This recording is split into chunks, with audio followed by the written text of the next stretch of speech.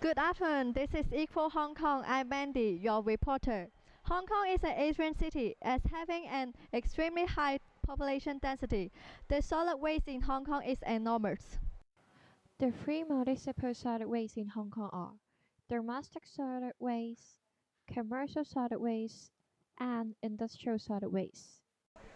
Only in 2009, Hong Kong has generated 6.5 million solid waste. More than half of it is settled in the following landfills.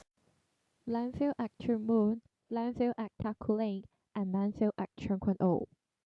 These sites will be completely filled by the mid-2010s if the level of waste continues to grow at the current level. However, the community has become more resistant to having waste facilities near their neighborhood. To better solve the problem, waste reduction is necessary. Recycling is one of the methods. Let us evaluate if the methods made by recycling industry are being done enough to solve the waste problem in Hong Kong in this video. Waste collection points and recyclers locate all around Hong Kong different districts, while recyclers mainly locate at New Territories North. Through the existing waste recovery system, about 3.02 million tons of municipal solid waste were recovered in Hong Kong in 2011. Of that total, 1% was recycled locally and 99% was exported to the mainland and other countries for recycling. With an export earning of 8.2 billion Hong Kong dollars. Hong Kong recyclers can process plastic, non-ferrous metal, wood, and electrical and electronic equipment. In the Policy Address 2005, ex-Chief Executive Tong Chi-Wah brought up an idea of building eco-park in Hong Kong. It aims to promote the local recycling industry and circular economy by providing long-term land for the industry. Eco Park has been operating since 2007, situated in Tuen Mun with a site area of 20 hectares, provide 14 hectares land to the environmental and recycling industries in the acceptable rent.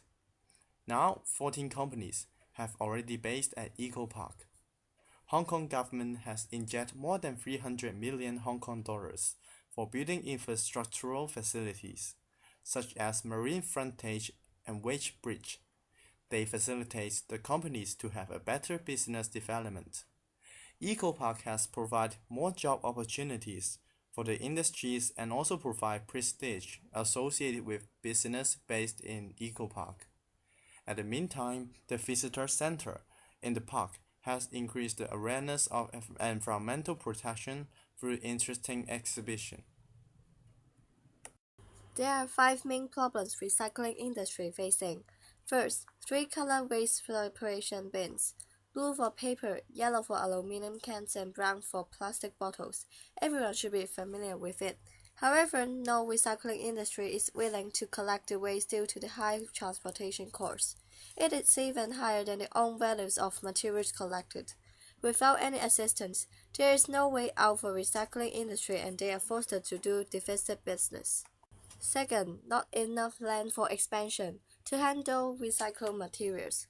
Government only provide about 20 short-term contract land for whole recycling industry to use. However, contract is too short, rent is too high, and even under low recycling rates.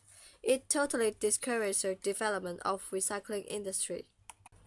Third, low citizen awareness, causing low participation in recycling. People always mix up different color of waste separation bins. They contaminate the recycled materials and slow down the recycling process. Fourth, efforts paid by government is not enough. Government only focus on how many profits they can make, but ignore the real needs of society, especially recycling industry. Fifth, low competitiveness and techniques of workers. Compared with global, Hong Kong still stops as low-level mode of operation. To cope with these problems, works of people should do their own part. In fact, the government has been planning about the future development of waste reduction. Published in 2013, the Hong Kong Blueprint for Sustainable Use of Resources 2013 to 2020 mentions three major principles to reduce MSW.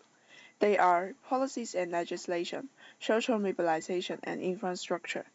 For example, the government is revealing the feasibility of implementing MSW charging and construction waste charging. The ECF is supporting food waste recycling projects in residential estates with 15 million earmarked.